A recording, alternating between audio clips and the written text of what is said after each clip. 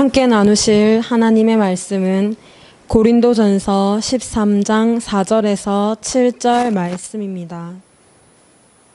고린도전서 13장 4절에서 7절 말씀입니다. 하나님의 말씀 봉독하도록 하겠습니다.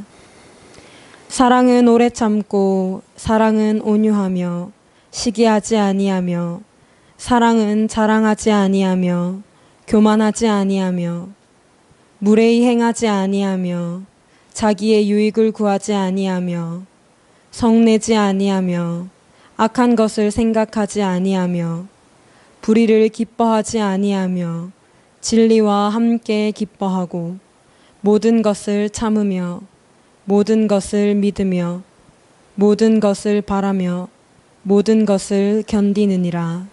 아멘.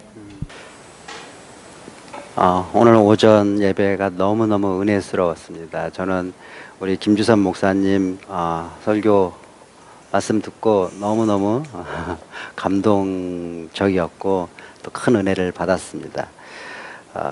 저는 정말 우리 김주선 목사님과 같이 이렇게 동역하는 거가 너무 좋습니다. 그리고 그것 때문에 또 우리 열린 우리 교회가 너무너무 좋습니다. 오늘은 저는 진리와 함께 기뻐하는 사랑이라는 제목으로 하나님 말씀 증거하도록 하겠습니다. 사랑하는 여러분, 우리는 사랑에 빠진 사람을 보고 흔히 눈이 멀었다 이렇게 얘기를 합니다. 사람이 사랑에 빠지면 눈이 멀어서 다른 것은 보이지 않고 사랑의 대상만 보이기 때문입니다. 그래서 사랑에 빠진 사람은 이성적으로는 도저히 할 수 없는 비이성적인 행동도 하게 됩니다. 예를 들어서 사랑의 눈이 먼 낭랑공주는 호동왕자를 위해서 적이 쳐들어오면 스스로 울리던 그 자국의 자명종을 찢어버립니다. 사랑의 눈이 먼 로미오와 줄리엣은 어땠습니까? 결국 어린 나이에 성급한 죽음을 자초하고 맙니다. 이처럼 사랑의 눈이 멀면 비이성적인 행동도 마다하지 않습니다. 부모들의 자녀를 향한 사랑은 어떻습니까? 여러분 혹시 단창이라는 말을 아십니까? 창자가 끊어진다는 말입니다. 이 말은 원숭이의 새끼 사랑에서 나온 말입니다. 중국 고사에 의하면은 어떤 한 군사가 원숭이 새끼를 잡아서 자기 배에 태웠답니다. 그런데 그것을 본 어미 원숭이가 막 달려왔는데 배는 이미 강물에 떠서 도저히 배까지 이제 어미 원숭이가 들어올 수가 없었대요. 그래서 배가 이제 강물을 따라 이렇게 흐르는데 그 강 옆에 배랑길을 따라서 어미가 막 그 원숭이가 막 소리 지르면서 쫓아오는 거예요. 그렇게 100여리를 쫓아왔답니다. 그리고 마침내 배가 강 기슭에 닿자 그 어미 원숭이가 배 위로 뛰어들었는데 그만 너무 기진맥진해서 죽고 말았답니다. 그래서 이 병사가 이 어미 원숭이가 왜 죽었는지 배를 가르고 해부를 해봤더니 창자가 다 끊어져 있었다라는 거죠. 어미 원숭이의 새끼 사랑이 그대로 나타난 것입니다. 여러분 하물며 원숭이도 이럴진데 사람의 자식 사랑은 두말할 필요도 없습니다. 여러분 지금부터 18년 전, 그러니까 2000년도에 발표되어 세간의 화제가 되었던 베스트셀러 소설 가시고기라는 소설 기억하십니까? 이 소설은 당시 영화나 드라마, 연극의 소재로 이용되면서 엄청난 대중적 인기를 얻었었는데 그 이유는 자식을 위해서 자기 몸이 망가지는 것도 마다 않는 그 아버지의 사랑이 수많은 사람들의 가슴을 적시는 감동을 주었기 때문입니다. 여러분 가시고기는 암컷 가시고기가 알을 낳고 그냥 떠나버린대요. 그러면 수컷 가시고기가 그 알이 부화할 때까지 그 옆에서 이렇게 알을 지키고 보호한답니다. 알들이 안전하게 부화할 때까지 수컷 가시고기는 온몸에 상처가 나도 목숨을 걸고 지킨다고 합니다. 그리고 그 알들이 모두 부화한 뒤에야 숨을 거두게 되는데 돌틈 사이에 머리를 쳐박고 이렇게 죽는데요. 그러면은 부화한 새끼 가시고기들이 그 숨진 수컷 가시고기의 몸통 살점을 뜯어 먹으면서 빠르게 성장한다고 합니다. 소설가 조창인 작가는 이런 가시고기의 속성과 너무나 비슷한 한 아버지의 자식 사랑 이야기를 이 가시고기라는 소설에 담았어요. 내용이 백혈병에 걸린 이 자식을 살리기 위해 그 아버지는 자신의 모든 것을 다 희생합니다. 심지어는 마지막에는 자신의 각막까지 희생을 하고 자신은 앞을 보지 못하는 상태까지 가게 됩니다. 그런데 제가 생각하기에 아버지의 가장 큰 희생은 그 자식을, 자기 아들을 살리기 위해서 자존심마저 내려놓고 이혼한 전처에게 그 자식을 보내는 거예요. 그렇게 그 자식을 보내놓고 그는 돌틈에 머리를 박고 죽어가는 수컷 가시고기처럼 생을 마감하게 됩니다. 여러분, 짧은 이야기지만 다시 들어도 좀 감동적이지 않습니까? 이처럼 이타적이고 맹목적인 사랑은 사람들에게 큰 감동을 줍니다. 아버지의 눈을 띄어주기 위해서 임당수의 몸을 던졌던 심청이 이야기가 그렇고요. 빼앗긴 나라를 다시 한번 되찾아보겠다고 젊은 나이에 목숨을 바쳤던 안중근 의사, 윤봉길 의사, 미스터 선샤인이 그렇습니다. 자기가 사랑하는 것을 위해서 목숨도 아깝지 않게 여기는 이 맹목적인 사랑은 이처럼 많은 사람들에게 감동을 줍니다. 그런데 문제는 세상의 모든 이런 맹목적인 사랑이 다 옳고 다 좋은 것은 아니라는 데 있습니다. 오늘 본문 말씀은 성경이 말하고 있는 사랑의 속성들인데 그 마지막 결론적 속성이 6절에 나와 있는 사랑은 진리와 함께 기뻐한다라는 것입니다. 오늘은 6절 말씀을 보겠습니다. 즉 진짜 사랑은 눈이 가려지는 맹목적인 사랑이 아니라는 것입니다. 진짜 사랑은 참과 거짓, 옳고 그름을 명확하게 분명하게 구별하여 본다라는 것입니다. 사랑하는 여러분, 진리를 보지 못하는 사랑은 서로를 죽음과 파멸로 이끌 뿐입니다. 맹목적인 사랑은 그 사랑의 지고지순함은 칭찬할 수 있겠지만 서로를 살리는 사랑은 못 됩니다. 어떤 면에서는 좀 잔인하게 이야기하자면 이런 류의 많은 경우가 그냥 자기의에 의한 자기 사랑을 표현하는 또 다른 모습이라고도 말할 수 있습니다. 그래서 사랑을 하면서도 상대방도 살리고 나도 살리는 그런 사랑을 하는 것이 중요한데 그런 사랑이 바로 진리와 함께하는 사랑이라는 겁니다.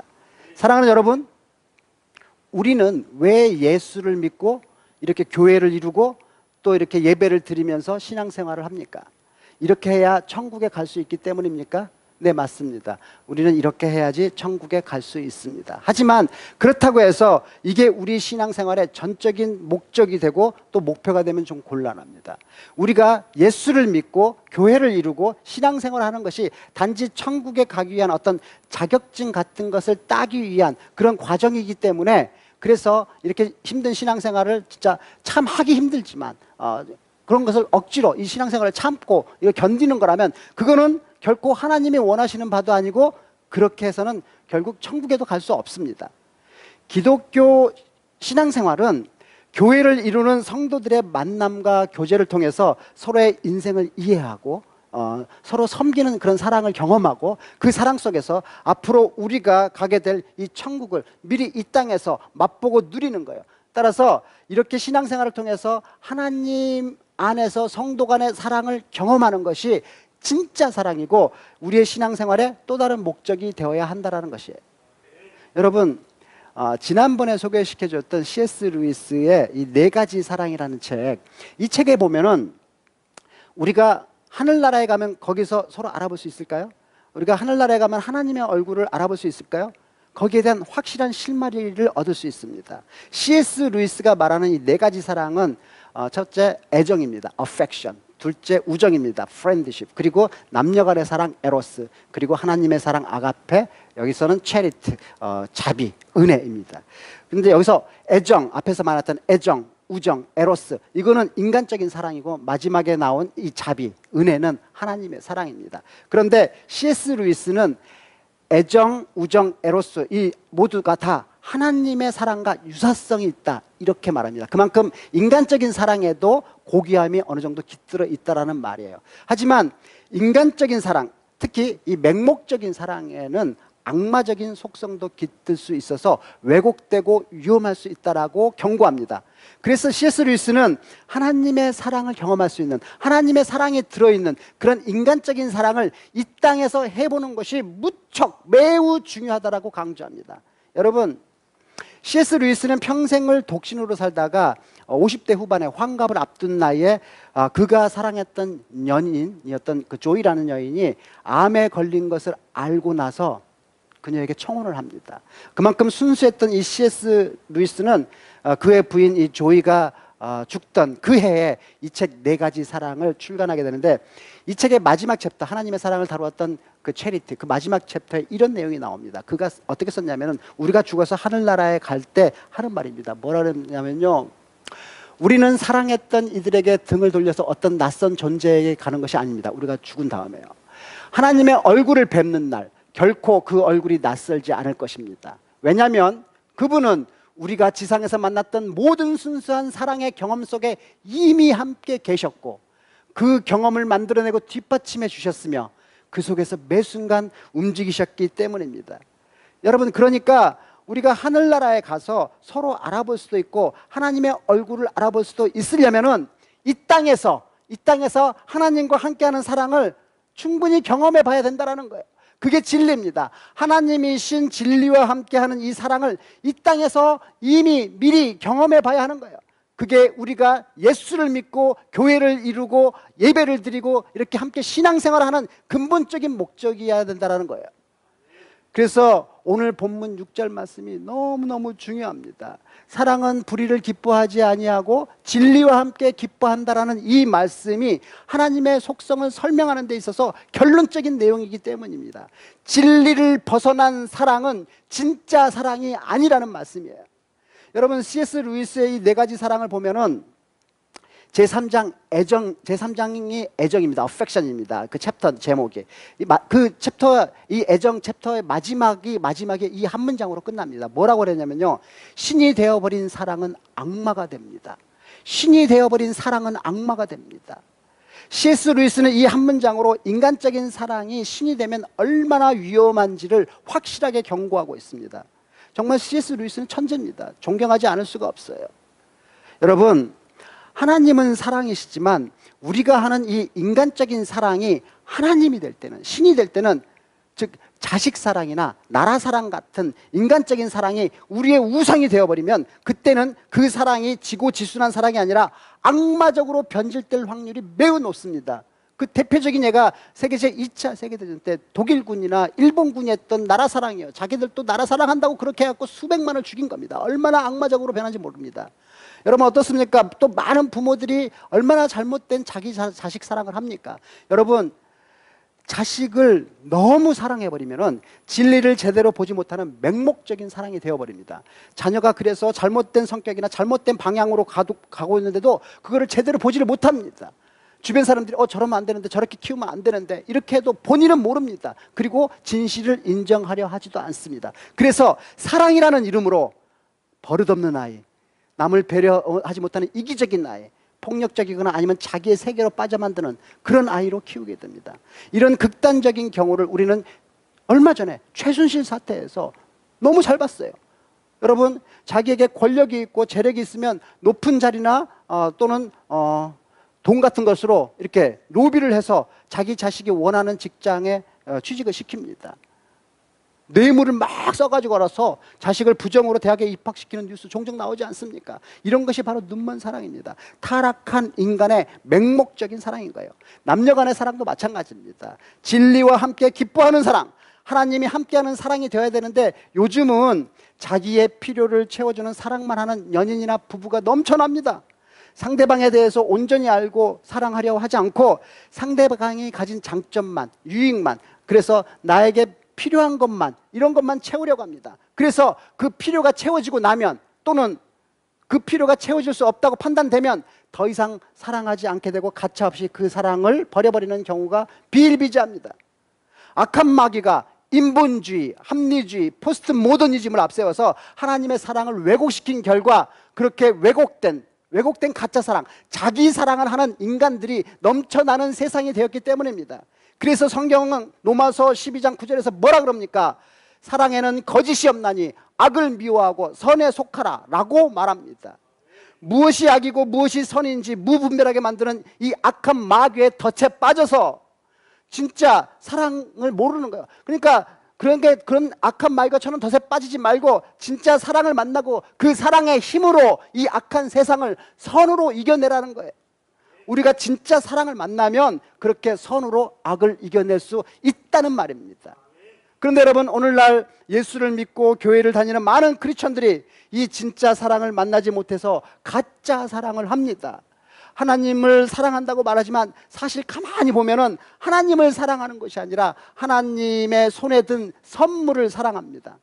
그래서 기도를 하면서도 자꾸 주시옵소서 이것만 외치는 거야. 주시옵소서, 건강을 주시옵소서, 부자가 되게 해주십시오. 계속 선물만 달라고 합니다. 그러니까 하나님을 사랑한다라는 이 크리스천들이 하나님 그분 그 자체, 그 존재 그 자체를 사랑하기보다는 하나님이 가지고 있는 조건을 사랑한다라는 거예요.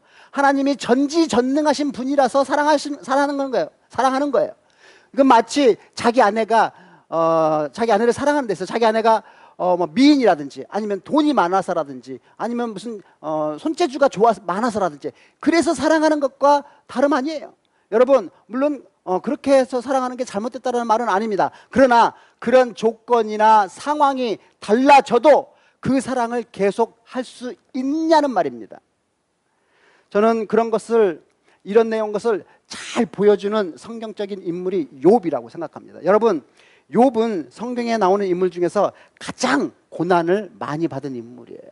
그는 아무런 이유도 없이 수수께끼 같은 고난을 막 받았어요. 하지만 우리는 성경을 통해서 그가 왜 그런 고난을, 그런 시험을 당했는지 잘 알고 있습니다. 욥기 1장 8절에 보면은 이렇게 되어 있죠. 여호와께서 사탄에게 이르시되 네가 내 종 욥을 주위에서 보았느냐? 그와 같이 온전하고 정직하여 하나님을 경외하며 악에서 떠난 자는 세상에 없느니라.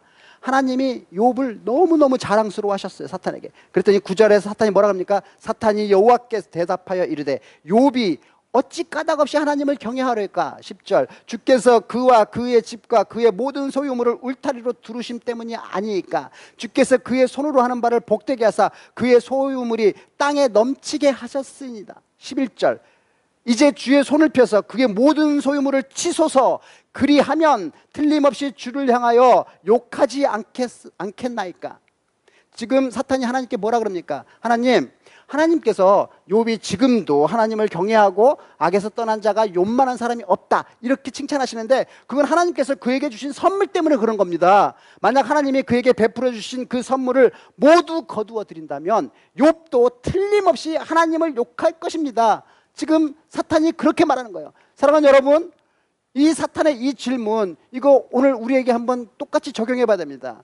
여러분, 오늘 우리가 이 시간, 이 예배하는 자리에 우리가 이렇게 나와 있는 것은 하나님이 그나마 우리 가정의 평안을 이거나마 이렇게 지켜주시고 우리가 필요한 것들 이렇게 공급해 주시고 우리에게 건강을 주시고 그랬기 때문이 아닙니까? 그러나 만약에 이 모든 것들을 하나님이 가져가 버리신다면 사탄이 말합니다. 너희들 역시 하나님을 욕하지 않겠느냐?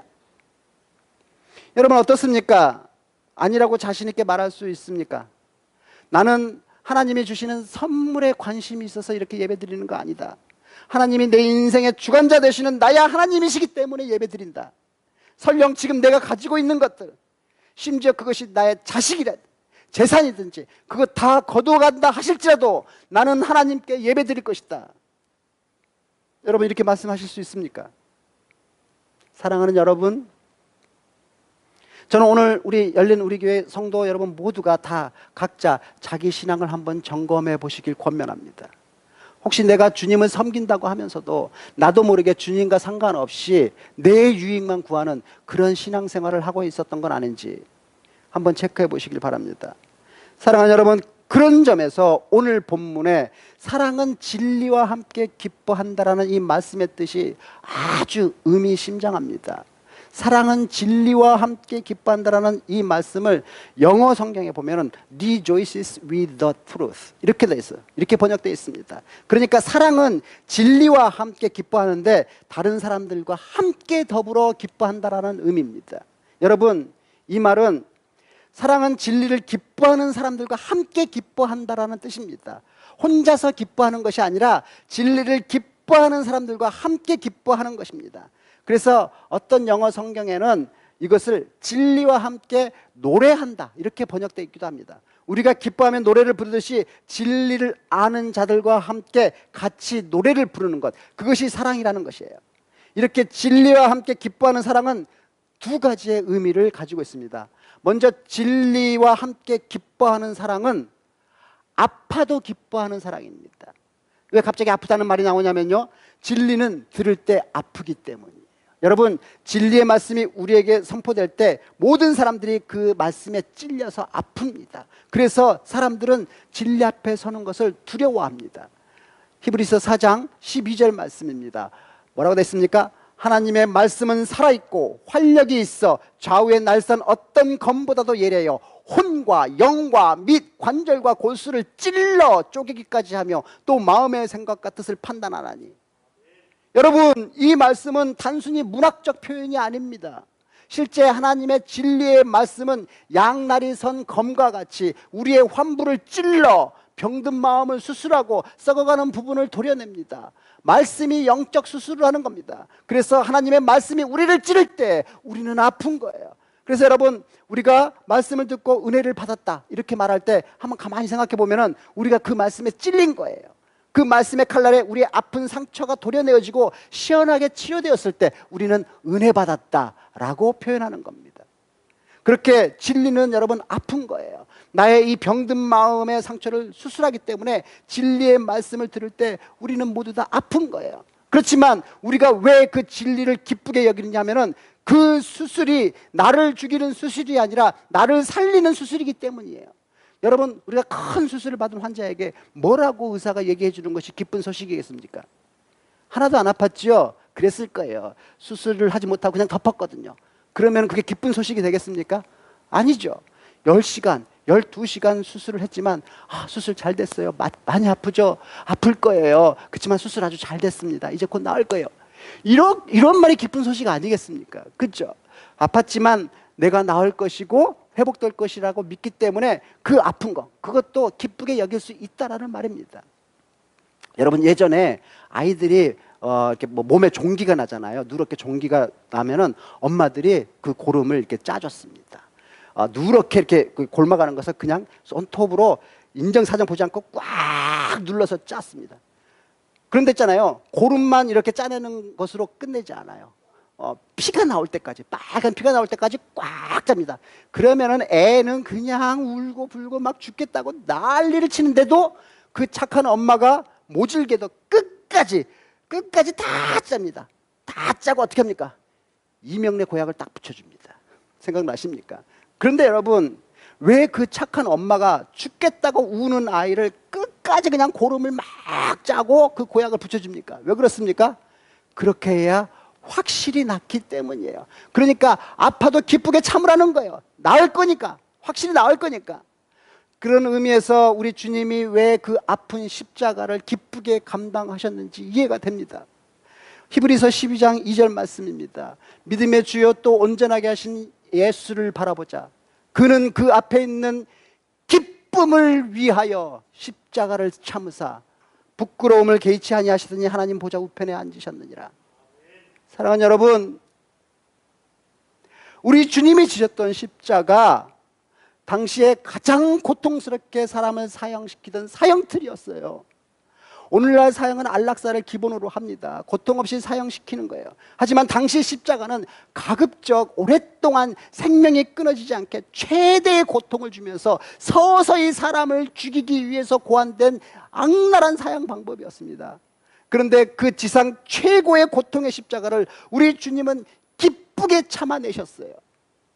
가시가 박힌 채찍에 맞아서 온몸이 피투성이가 된 채 우리 주님은 하늘과 땅 사이에 걸린 그 십자가 위에서 모든 피와 물을 흘리시는 그 고통을 기쁨으로 참아내셨습니다. 왜 그러셨습니까?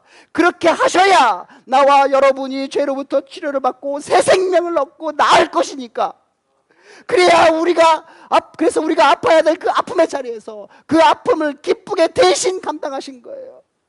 죽어가는 우리를 살리고 우리의 인생을 낫게 해주시겠어. 주님은 그 십자가의 고통을 기쁨으로 감당하신 겁니다. 여러분, 우리 주님은 그 앞에 있는 기쁨을 위하여 고난의 십자가를 기꺼이 지고 가셨습니다. 우리를 회복시킨다는 그 즐거움, 그 기쁨 때문에 아픔도 완전히 발가 벗겨지는 부끄러움도 기쁘게 여기고 십자가의 길을 가셨습니다.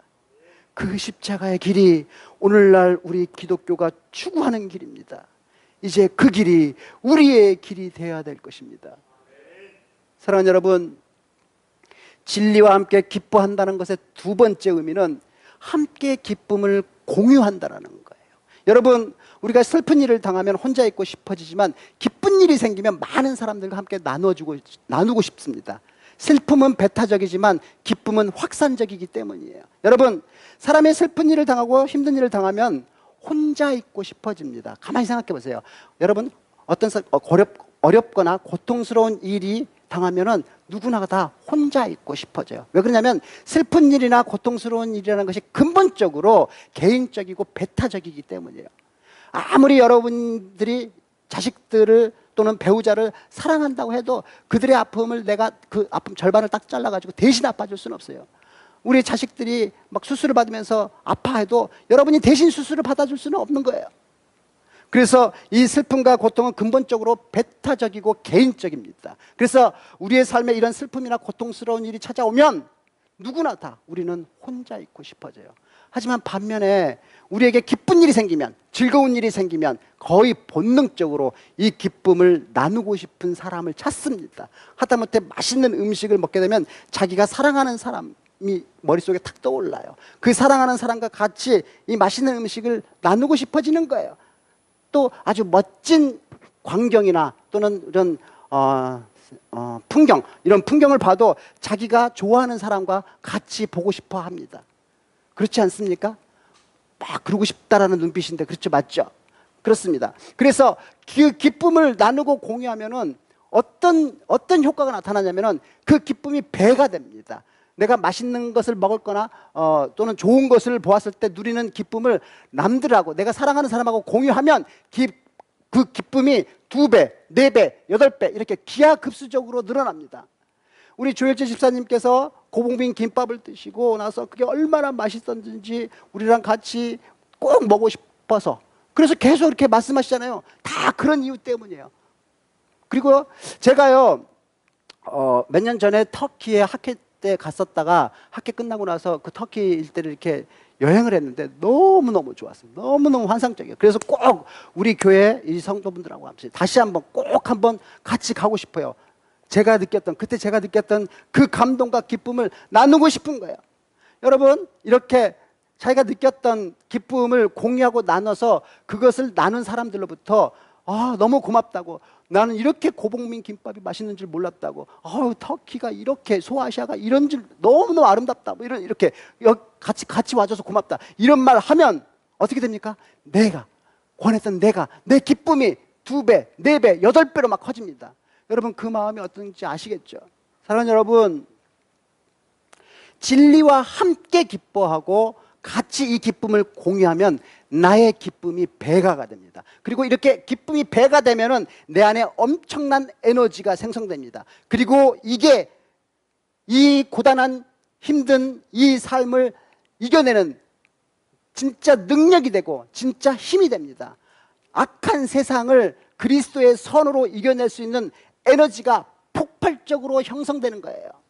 이건 어쩌면 여러분들이 메시지를 이렇게 들을 때 그 메시지에 지금 우리 김주섭 목사님 말씀하신 것처럼 아멘 이렇게 화답했을 때 나타나는 효과하고 똑같습니다. 여러분, 우리가 진리의 말씀을 들을 때 맞아요, 그렇습니다, 동의합니다, 뭐 그런 뜻으로 아멘 이렇게 하면은 그 선포되는 말씀에 큰 힘이 실리는 효과가 나타납니다.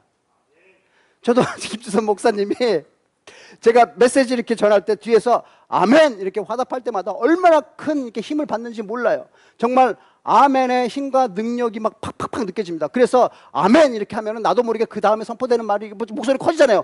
그거 커지고 이렇게 커지게 되면 또 거기에 아멘 이렇게 또 외치게 됩니다. 그러면 더 크게 또 말씀이 선포되고, 그러면 그 말씀을 받는 여러분들의 은혜도 폭발적으로 이렇게 증가되는 거예요. 이처럼 여러분, 진리의 말씀을 함께 기뻐하고 노래하는 것은 별거 아닌 것 같지만 함께 공유하면 에너지가 폭발적으로 증가하면서 우리에게 큰 힘과 능력이 공급됩니다. 우리가 하나님의 진리의 말씀을 함께 즐거워할 때, 우리가 그 진리를 함께 기뻐할 때 하나님의 정말 신령한 신비한 능력과 힘이 공급되는 거예요.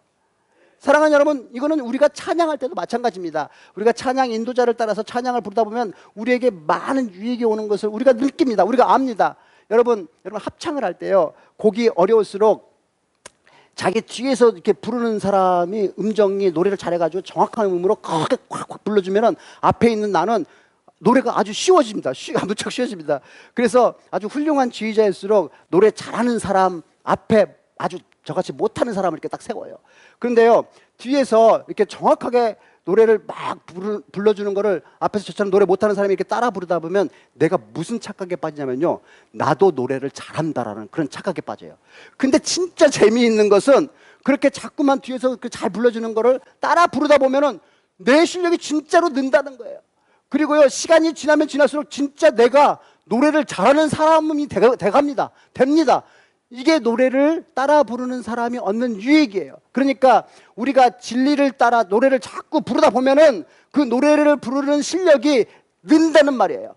우리가 처음 들어본 노래라 할지라도 계속 따라 부르다 보면 어느샌가 가사가 입에 붙고 그리고 익숙해집니다. 그리고 어느 순간에는 운전하다가 그 진리의 노래를 흥얼거리고 있는 내 자신을 발견하게 됩니다. 그 진리의 노래가 내 입에서 자동으로 이렇게 흘러나오는 거예요. 왜 그렇습니까? 이제 그 진리의 노래가 내 것이 확실히 되어버렸기 때문이에요. 그래서 내 삶에서 힘이 되고 능력이 되고 있기 때문이에요. 내 능력이 되어버린 거예요. 그 진리가. 여러분, 이렇게 진리와 함께 기뻐하고 노래하는 것은 우리 삶에 큰 힘과 능력을 공급합니다. 함께 진리의 기쁨을 공유한 사람들은 힘든 삶을 이겨낼 수 있는 힘과 능력을 얻는 거예요. 같이 얻는 거예요. 이 기쁨의 힘을 얻는 자들은 우리가 정말 이 고단한 인생길에서 마주하는 그 어떤 장애물들, 고난과 환난, 시련 이런 거 넉넉히 이겨낼 수 있는 능력자가 된다라는 말입니다. 사랑하는 여러분, 옛날에 몇 년 전에 아주 인기리에 방영되었던 파리의 연인이라는 드라마 기억하십니까? 그 드라마에서 가장 인기가 있었던 장면은 바로 이 장면이에요. 박신양이 자기 연인이었던 김정은에게 피아노를 치면서 사랑의 노래를 불러주던 장면이었습니다. 그 장면을 보고 생각나세요? 박신양이 피아노를 이렇게 치면서 노래를 불러주던 그 장면이에요.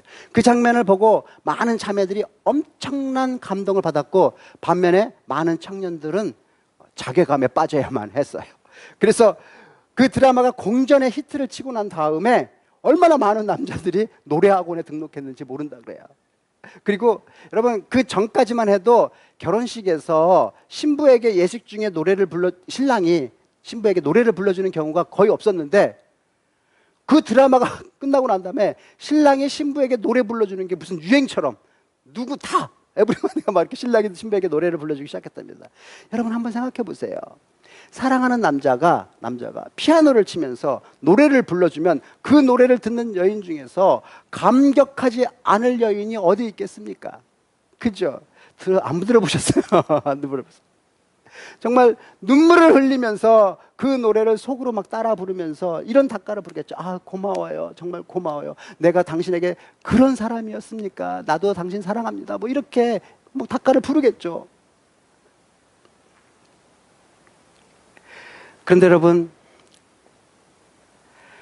여러분은 그 사랑의 노래를 우리 주님으로부터 매일 듣고 있다는 사실 아십니까? 박신양이 피아노를 치면서 불러준 노래와는 비교가 되지 않는 지상 최고의 감동의 노래를 진리 되시는 예수 그리스도께서 여러분께 매일매일 그 사랑의 노래를 불러주고 계신다는 거 알고 계십니까? 사랑하는 여러분, 지금 이 순간에도 우리 주님은 십자가 위에서 그 사랑의 노래를 여러분들에게 불러주고 계십니다. 온몸이 피투성이가 된 채 하늘과 땅 사이에 걸린 그 십자가 위에서 내가 너를 사랑한다. 내가 너를 사랑한다. 2000년이 지나도 변치 않는 그 진리의 노래, 그 사랑의 노래를 우리에게 불러주시고 계십니다. 그 사랑, 어떤 사랑입니까? 변함없으시고 거짓 없으신 성실하신 그 사랑, 상한 갈대도 꺾지 않은 그 사랑, 꺼져가는 등불도 끄지 않는 그 사랑, 날 위해 죽으시고 날 위해 다시 사신 그 사랑, 예수 그리스도, 다시 오실 그 사랑, 죽음도 생명도 천사도 그 어떤 하늘의 권세도 끊을 수 없는 영원한 예수 그리스도의 사랑. 사랑하는 여러분, 우리 주님이 그 진리의 노래를 우리에게 불러주실 때, 그 복음의 그 진리의 말씀이 우리에게 선포될 때, 우리는 그 진리를 함께 기뻐하며 함께 그 진리의 노래를 따라 불러야 됩니다. 그렇게 우리가 그 노래를 따라 부르다 보면 그 진리의 사랑이 우리에게 임하게 되고, 그 놀라운 사랑의 능력으로 우리는 우리의 삶에서 마주하는 어떤 장애물, 어떤 어려움, 어떤 고통, 그 어떤 시련, 그 어떤 것도 넉넉히 이겨낼 수 있는 능력자가 되는 것입니다. 그런 힘이 생기는 것입니다. 그래서 우리가 이 악한 세상에서 마주하는 그 모든 악한 것들을 그리스도의 선으로 이겨낼 수 있는 것입니다. 자, 그런 의미에서 우리 같이 노래 한번 부르겠습니다. 우리 같이 그 진리의 노래, 그 사랑, 십자가 위에서 주님이 우리에게 불러주시고 계시는 그 사랑, 우리 같이 노래하고 기도하겠습니다. 아버지 사랑 내가 노래해, 아버지 은혜 내가 노래해. 변함없으신 거짓 없으신 성실하신 그 사랑, 상한 갈대도 꺾지 않으신, 꺼져가는 등불도 끄지 않는 그 사랑, 아버지 사랑, 우리 같이 노래하겠습니다.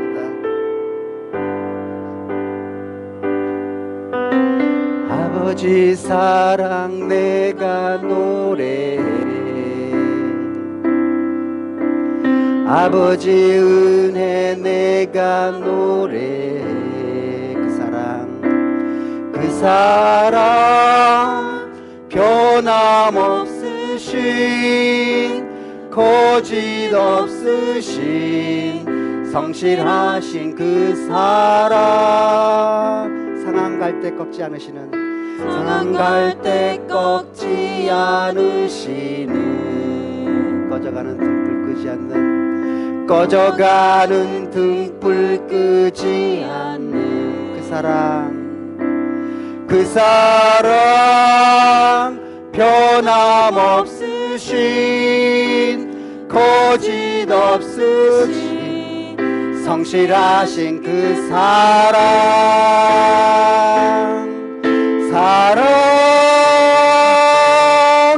그 사랑,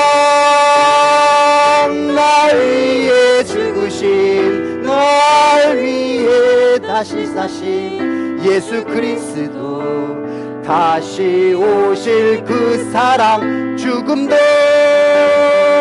생명도 천사도 하늘의 어떤 권세도 끊을 수 없는 영원한 그 사랑 예수. 아멘. 한 번 더 하겠습니다. 아버지 사랑 내가 노래해, 아버지 사랑 내가 노래해. 아멘. 아버지 은혜 내가 노래해, 그 사랑 변함없으신 거짓 없으신 성실하신 그 사랑, 상한 갈대 꺾지 않으시는, 상한 갈대 꺾지 않으시는, 꺼져가는 등불, 꺼져가는 등불 끄지 않는 그 사랑, 그 사랑 변함없으신 거짓 없으신 성실하신 그 사랑,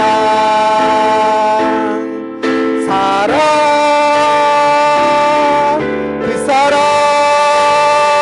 날 위해 죽으신, 날 위해 다시 사신 예수 그리스도, 다시 오실 그 사랑, 죽음도 생명도 천사도 하늘의 어떤 권세도 끊을 수 없는 영원한 그 사랑 예수. 한 번 더 하겠습니다. 그 사랑, 그 사랑, 날 위해 죽으신, 날 위해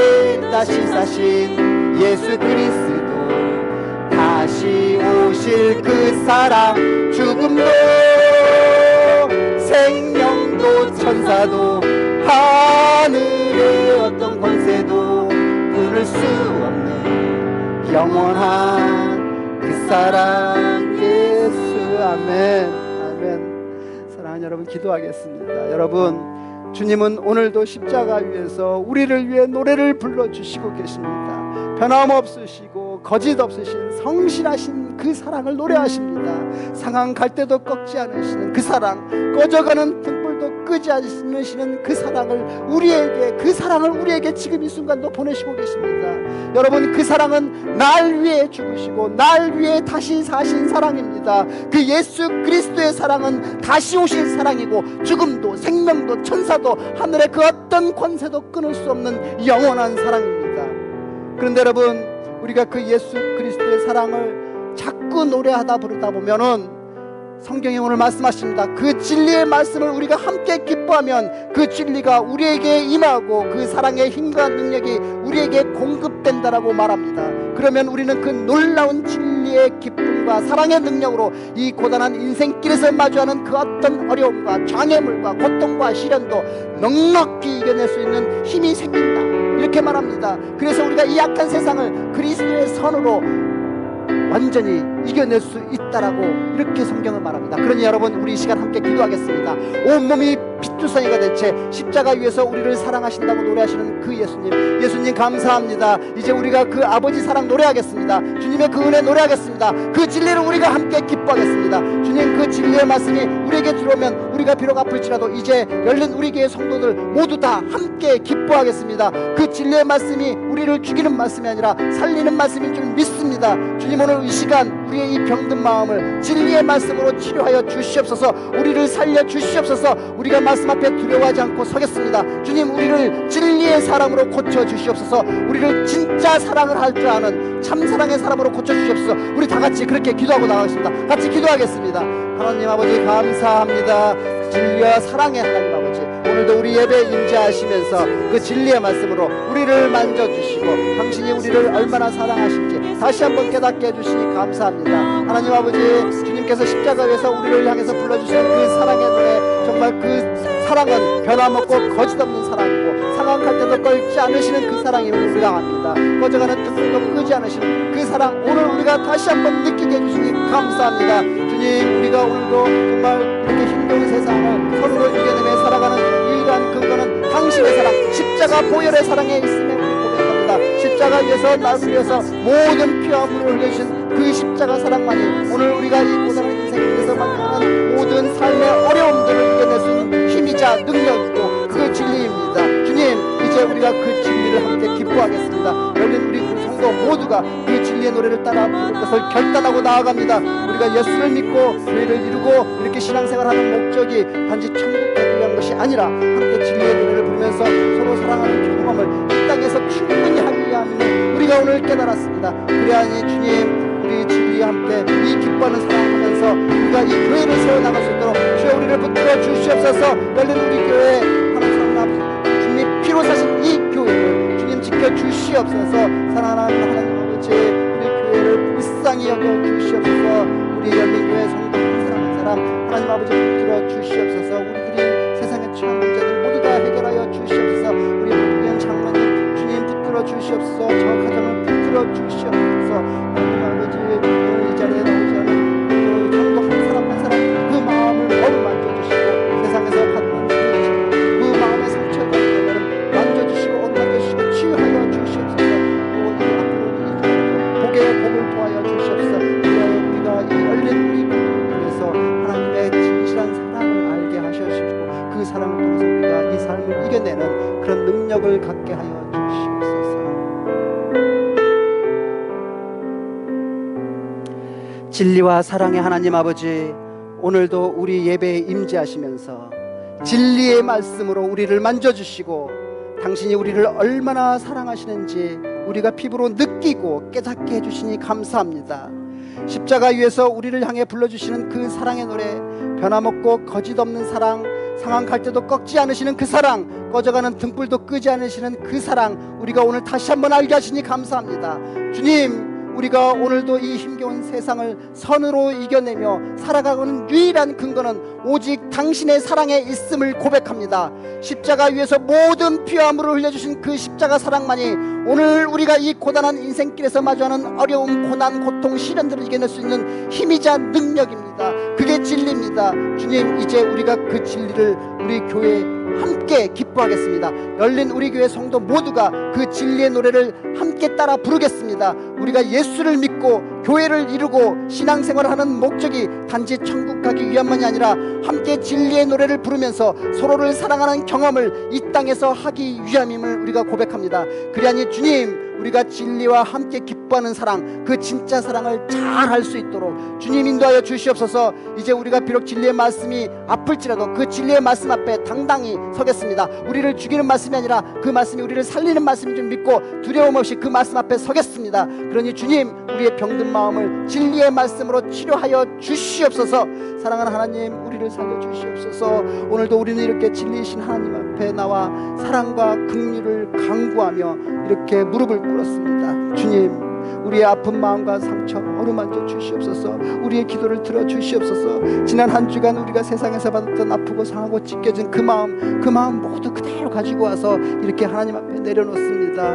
우리를 불쌍히 여겨주시고 열린 우리 교회 성도 한 사람 한 사람이 세상에서 처한 문제들 모두 다 해결해 주시고 우리의 상처를 치유하여 주시옵소서.